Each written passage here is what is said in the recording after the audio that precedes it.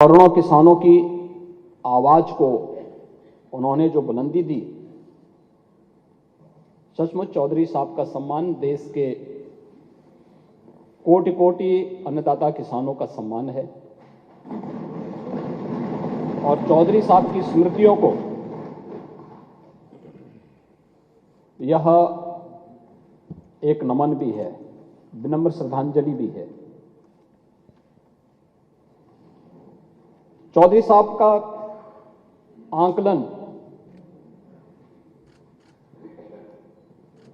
उन्होंने जो सुधार के कार्य प्रदेश में मुख्यमंत्री के रूप में और देश में प्रधानमंत्री के रूप में जो किए थे, वो अविस्मरणीय है। राजस्व में आज जो कुछ सुधार हमें देखने को मिलता है, वह चौधरी साहब की देन है। एक गरीब को उसका अधिकार मिल पा रहा है, चौधरी साहब की। राजस्व में आज जो कुछ सुधार हमें देखने को मिलता है, वह चौधरी साहब की देन है। एक गरीब को उसका अधिकार मिल पा रहा है, चौधरी साहब की देन है। किसानों की आवाज को हर मंच पर तवज्जो दी जा रही है और 2014 के बाद प्रधानमंत्री मोदी जी के आने के बाद किसान सरकार के एजेंडे का हिस्सा बन सकता है, यह भी चौधरी साहब की देन है।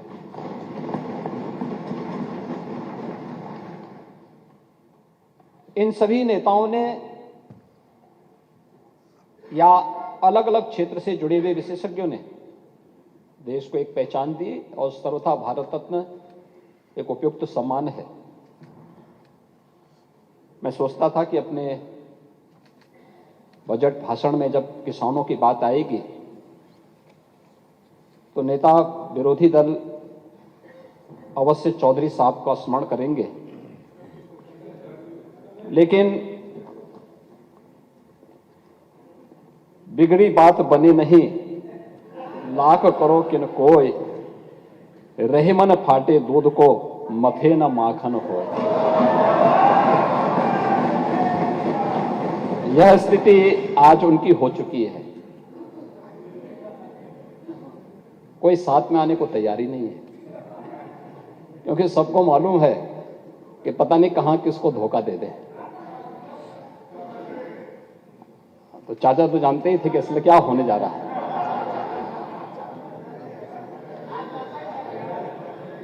और इसलिए भाई पार्टी, नहीं हम लोग तो सम्मान देते हैं, हम सम्मान देते हैं, लेकिन कम से कम इन चीजों का उल्लेख करना चाहिए था। सदन के अंदर, सदन की प्रोसीडिंग का हिस्सा बनना चाहिए था। चौधरी साहब का सम्मान किसानों का सम्मान है और उत्तर प्रदेश का सम्मान है। इसलिए बजट के अंदर जब अन्नदाता किसानों की चर्चा हो रही है तो कम से कम इन चीजों का उल्लेख कर देते तो अच्छा रहता। इसमें मुझे लगता है उनका भी सम्मान बढ़ता।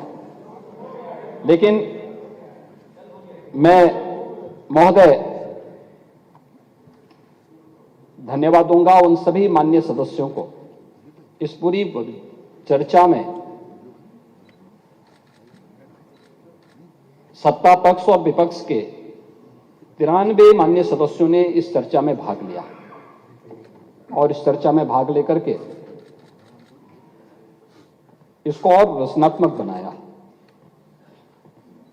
उत्तर प्रदेश विधानसभा में इतनी गंभीर चर्चा हो सकती हो, देर देर रात्रि तक सदन चल सकता हो, यह भी देश भी देख रहा है, दुनिया भी देख रहा है। सबने इस बात को देखा है और सभी माननीय सदस्यों ने बड़ी रुचि के साथ देर रात्रि तक रह करके इन सभी 93 सदस्यों को, जिन्होंने इस पूरी चर्चा में भाग लेकर के इसे एक नई ऊंचाइयां दी हैं, मैं उन सबको भी हृदय से धन्यवाद देता हूं।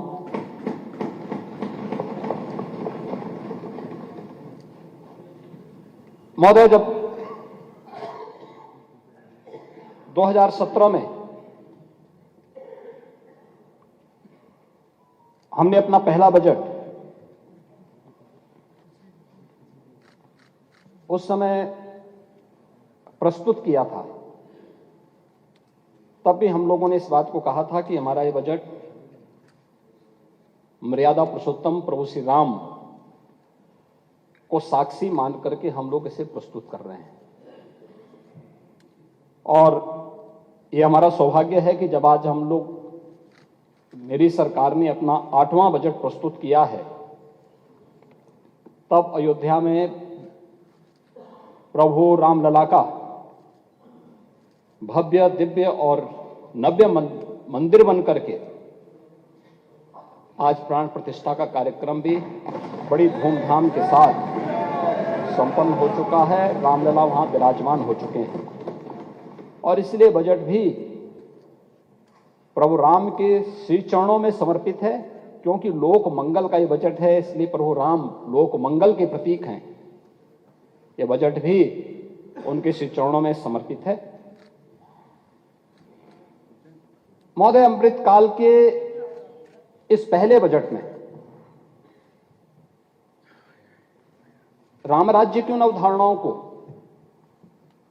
साकार करने का पूरा प्रयास हुआ है। देश की सबसे बड़ी आबादी के राज्य में आर्थिक विकास की गति को तीव्र करने की दिशा से एक सर्वस्पर्शी, सर्वसमावेशी और लोक मंगल के साथ साथ उत्तर प्रदेश को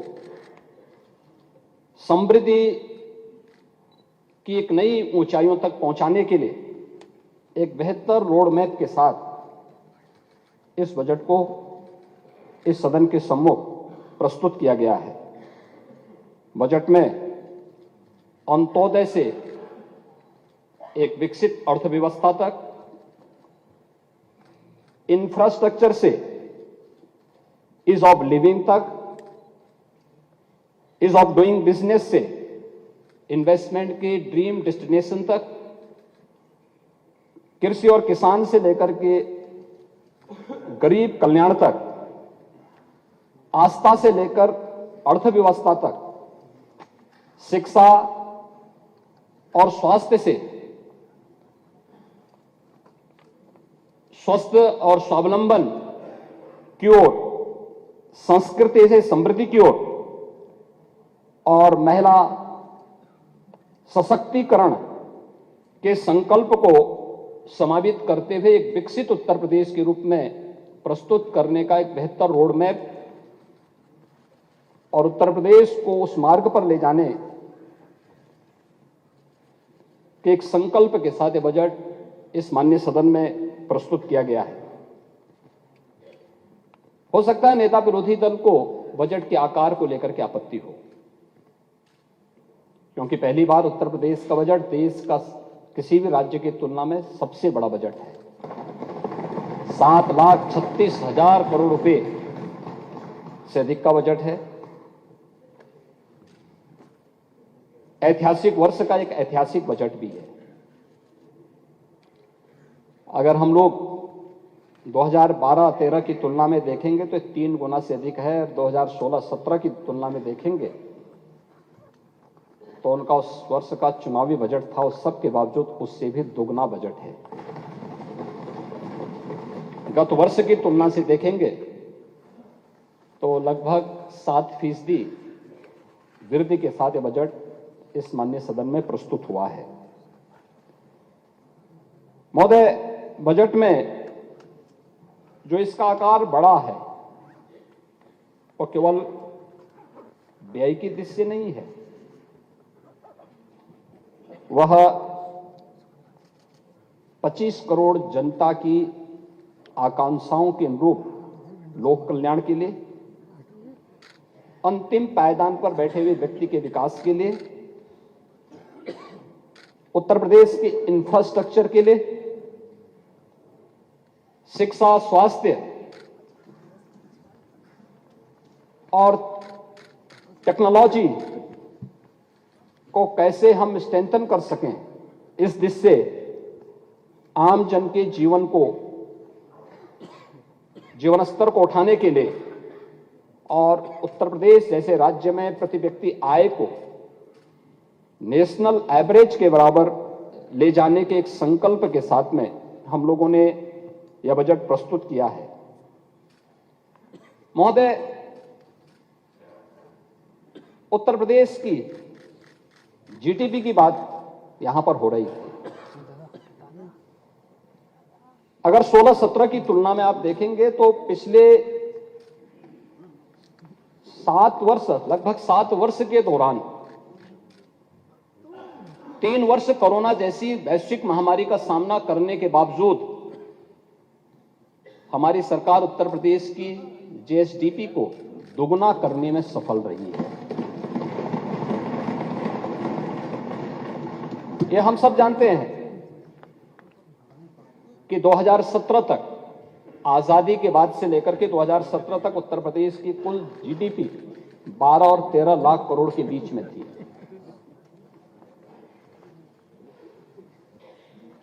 यानी 70 वर्ष लगे जितना उत्तर प्रदेश की इकोनॉमी को पहुंचने में, कोरोना जैसी महामारी का सफलतापूर्वक सामना करने के बावजूद मात्र 7 वर्ष में उससे दोगुना करने में हमने उत्तर प्रदेश की जीडीपी को दोगुना करने में सफलता प्राप्त की।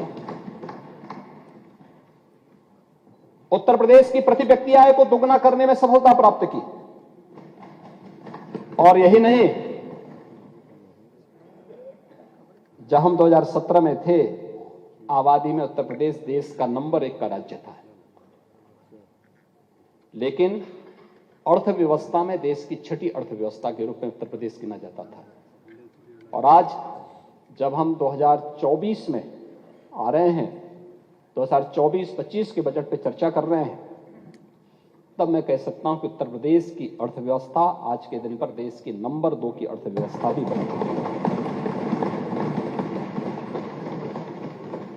देश की जीडीपी में हमारा शेयर बढ़ा है। आबादी देश की 16% यूपी में रहती है, लेकिन देश के विकास में उत्तर प्रदेश बामुश्किल 8% भी योगदान नहीं कर पाता था। और आज मैं कह सकता हूं उत्तर प्रदेश 9% से 9.2% भारत की अर्थव्यवस्था में उत्तर प्रदेश योगदान कर रहा है। और हमारा प्रयास होना चाहिए कि हम इस वर्ष इसे बढ़ा के 10% तक पहुंचाएं और अगले 5 वर्ष में से अपनी आबादी के बराबर तो हम कम से कम भारत की अर्थव्यवस्था में योगदान दे सकें। इस दौरान हमने उत्तर प्रदेश को एक बीमारू राज्य से भी उभारा है। नेता प्रतिपक्ष को बहुत सारी चीजों पे चिढ़ थी कि सब क्यों कर दिया।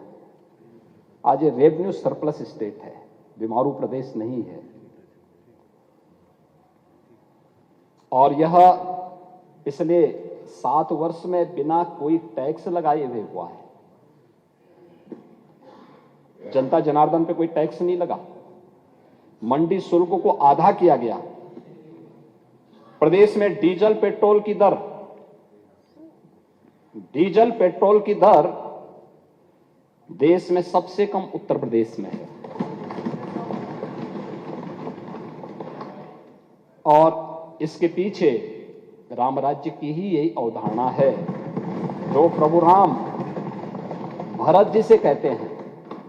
उन्होंने कहा था, बरसत हर्षत सब लखे, करसत लखे न कोई, तुलसी प्रजा सुभाग से, भूप भानु सो होई। इन पंक्तियों का अर्थ भी समझा देता हूं। समझा देता हूं। जैसे सूर्य, समुद्र, नदी, तालाब से पानी लेता है, लेकिन किसी को पता नहीं चलता, परंतु जब वह बादल के रूप में बरसात करता है तो सबको पता चलता है। और खासकर यानी सभी जगह समान रूप से बरसता है। तो यही स्थिति बजट की भी है, इस लोक कल्याणकारी और लोक मंगल के बजट की भी है। अतिरिक्त टैक्स 7 वर्ष में नहीं लगा, मंडी शुल्क कम किया गया, डीजल पेट्रोल के वैट के दाम को कम किए गए। लेकिन जब प्रदेश के कल्याण के लिए, प्रदेश के विकास के लिए जो बजट प्रस्तुत किया है, जब ये बजट आ रहा है तो पूरे प्रदेश के अंदर बिना भेदभाव के सभी 75 के 75 जनपदों को ध्यान में रख करके यह सब किया गया है, तो यह लोक मंगल के लिए प्रस्तुत ये वही बजट है जो राम राज्य की अवधारणा पर आधारित है। महोदय, यह हम करने में इसलिए सफल हुए क्योंकि हमने कर चोरी को नियंत्रित किया, राजस्व की लीकेजेस को रोका और प्रदेश के सीडी रेशो को हमने बेहतर किया। 2017 के पहले अगर प्रदेश में 100 रुपया जमा होता था तो मात्र 44 पैसा ही 44 रुपया ही प्रदेश के उद्यमी, व्यापारी और युवकों को अपने रोजगार के लिए, अपने आत्मनिर्भरता के लिए कोई कार्य प्रारंभ करना है, स्वरोजगार के लिए कोई कार्य प्रारंभ करना मिल पाता था। आज पिछले 7 वर्ष में जो प्रयास प्रारंभ हुए, आज उसका परिणाम है कि हम इसको 57-58% तक पहुंचाने में सफल हुए हैं। यह एक बेहतर अर्थव्यवस्था की ओर हम सबका ध्यान आकर्षित करता है। डिजिटल लेन देन ने प्रदेश के अंदर एक बेहतर प्रतिस्पर्धा को जन्म दिया है और पिछले 5 वर्ष में इसकी रफ्तार हम दुगना करने में सफल हुए हैं। प्रदेश में डिजिटल लेन देन में आज ये देश के अंदर नंबर 1 है। जब मैं उत्तर प्रदेश को नंबर 1 लाने की बात करता हूं तो नेता विरोधी दल को इसमें परेशानी होती है कि उत्तर प्रदेश नंबर 1 क्यों हो गया। इस साल ये संख्या बढ़कर के 1174 करोड़ 32 लाख हो गई है, यानी आधे से अधिक लेन देन आज प्रदेश में यूपीआई के माध्यम से हो रहा है। डिजिटल बैंकिंग का आसान पहुंच आज गांवों में इंटरनेट के माध्यम से, वित्तीय जागरूकता के माध्यम से बन चुका है और डीबीटी के माध्यम से भी प्रदेश ने न केवल कोरोना कालखंड में बेहतर सफलता प्राप्त की थी, आज भी सफलतापूर्वक हर लाभार्थी तक पैसा सीधे पहुंच रहा है। महोदय, डीबीटी के माध्यम से आज 11 विभागों के द्वारा प्रदेश में जिन सेवाओं को पहुंचाया गया है उसमें हम लोग 62 करोड़ से अधिक ट्रांजैक्शन के माध्यम से 70,000 करोड़ रुपए डीबीटी के माध्यम से प्रदेश की गरीब जनता तक पहुंचाने में हमें सफलता प्राप्त हुई है। और जहां तक प्रदेश के अंदर बैंकिंग सेवाओं का प्रश्न है, तो हम सब जानते हैं कि अर्थव्यवस्था की बैकबोन होती है बैंकिंग सेवा। ये निवेश के लिए ऋण और बुनियादी ढांचा प्रदान करने के लिए एक स्पीड का काम करती है। इस दिशा से आज उत्तर प्रदेश एक अग्रणी राज्य बन चुका है। प्रदेश ने बैंकिंग व्यवसाय 16-17 में जो लगभग 12 से 13 लाख करोड़ के आसपास था, आज वो बढ़कर के लगभग 26 लाख करोड़ हो चुका है। प्रदेश में 19,705 बैंक की शाखाएं हैं, लेकिन 2,28,000 से अधिक बैंकिंग कॉरेस्पॉन्डेंट और बैंकिंग कॉरेस्पॉन्डेंट सखी प्रदेश के अंदर आज इस रूप में बेहतर सेवाएं हर गांव में और हर कस्बे में उपलब्ध करवाने का कार्य कर रहा है। और यही नहीं, आरबीआई के बुलेटिन भी आज इस बात को प्रदर्शित करते हैं कि बैंक और वित्तीय संस्थाओं से प्रोजेक्ट फाइनेंसिंग के लिए फंड आकर्षित करने में 16% से अधिक जो इन्वेस्टमेंट की हिस्सेदारी है वह आज उत्तर प्रदेश है, जो देश के अंदर शीर्ष स्थान पर है। ये इस नए उत्तर प्रदेश की स्थिति है, जिस उत्तर प्रदेश के वर्तमान प्रगति पर हमारे कुछ मित्रों को आपत्ति है। प्रधानमंत्री जनधन योजना में 9 करोड़ खातों के साथ उत्तर प्रदेश देश में नंबर 1 पर है और इनमें से आधे खाते महिलाओं के। पीएम स्वनिधि योजना में 17 लाख से अधिक रेहड़ी पटरी व्यवसायी लाभान्वित हो रहे हैं, जो देश में नंबर 1 पर है।